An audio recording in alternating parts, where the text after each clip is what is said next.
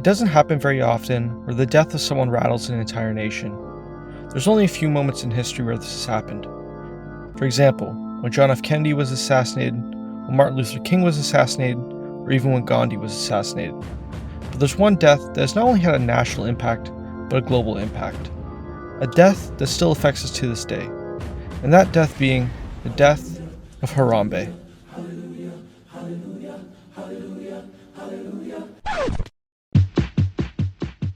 If you were taking a look online today, you could find an endless supply of videos with people putting themselves into situations similar to the Harambe event.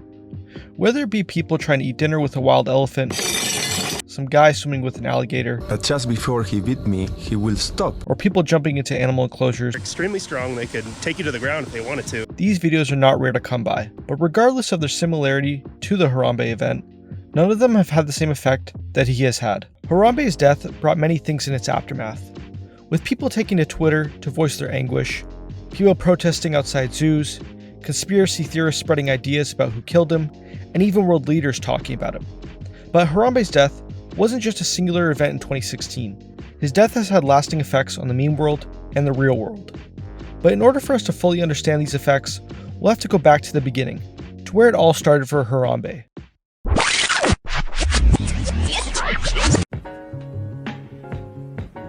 Going back, little is known about Harambe's upbringing. A lot of it is still shrouded in mystery, but from what we can confirm and speculate, we can get a rough picture of who he was. Harambe's name came from a Swahili word that meant pulling together. He was born to his mother Kayla in Brownsville, Texas, aka Joe Rogan's state. You ever done DMT? Being born and bred in captivity from a young age, Harambe showed incredible intelligence. Instead of being a gorilla that threw poop and charged at glass windows, Harambe was very curious about the world around him, and showed problem-solving skills like no other, using tools to open objects and grab things that were out of arm's reach. During this time, it was speculated that Harambe's intelligence caught the attention of many, but it especially caught the attention of the United States government. After a meeting with George W. Bush and Harambe's mother Kayla, it's theorized that in order for a Planet of the Apes scenario not to occur, Harambe would need to be closely monitored, and so, consequentially, people believed that Harambe was deemed a national security risk. We must stop the terror. I call upon all nations. Now watch this drive. After Harambe's mother's untimely death, info on his whereabouts like Jesus went quiet for some time. Some theorize he remained in Texas, others say the CIA was running tests on him. Wherever his whereabouts were, Harambe eventually re-emerged at the Cincinnati Zoo. He was introduced to a new troop of gorillas and was being taught proper gorilla behavior. Life could be a dream if I could take you up in paradise up above. Although there's a lackluster amount of information on Harambe's early life, it was clear that he was more than a gorilla to many, even before his unfaithful day in 2016. The day that Harambe died was like any other day for the most part. Except for the fact that he had just celebrated his birthday the day before, life for Harambe seemed to be going swingingly. Oh, brother, this guy stinks! But on May 28th, everything would change. As many of us know, the Harambe situation happened within the blink of an eye. One moment Harambe was relaxing in his exhibit, the next minute a young toddler was falling into the exhibit. And the rest is history. Video of the Harambe event spread like wildfire all over social media. What is up, Drum Alert Nation? People are outraged to find out what happened to him. Why are you crying? Many of them believed the encounter to be mostly peaceful, especially if you ignore the fact that he was dragging the toddler around like a rag doll. From the likes of people like Piers Morgan and Ricky Gervais taking to Twitter, to protesters not only outside the Cincinnati Zoo, but zoos all across the country, people were simply distraught that Harambe had been assassinated. It's okay. It's not okay though, it's not. With many asking, why did they just use a tranquilizer on him? Or, where was the mother of the toddler when all of this was happening? The public simply couldn't understand why this happened, or how it happened. But it wasn't long before Harambe outragers got pushed back. On the other side of the coin, people were asking, why did it seem like a gorilla's life was more important than that of a human? And how did they know how Harambe would have reacted to the tranquilizer? And so, the worldwide argument began. Should one have killed Harambe, or should one have not killed Harambe? The questions took the world by storm, even dragging world leaders into the conversation.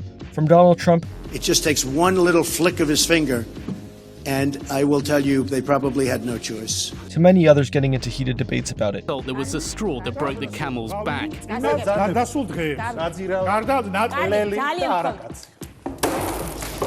People were fired up and confused, all just wanting answers. But instead of answers, what people got were conspiracies. Not on why or even how, but on who.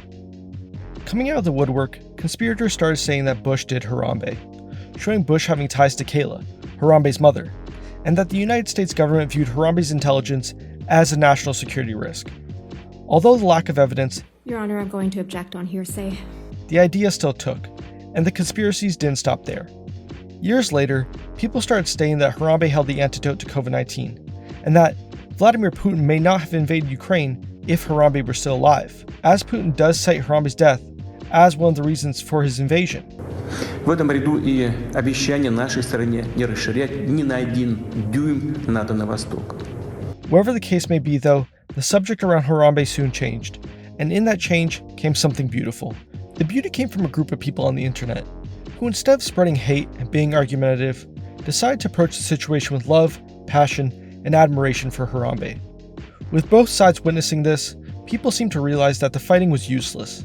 Instead of trampling on Harambe's life with pettiness, people from both sides started to come together and celebrate Harambe's amazing life.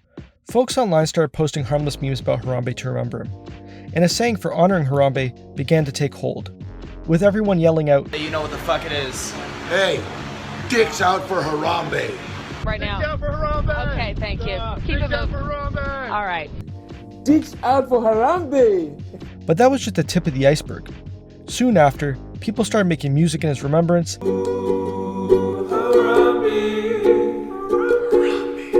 and making shrines of him. And best of all, in the 2016 presidential election, Harambe got 11,000 votes, outpacing Green Party leader Jill Stein. The idea of who Harambe was solidified.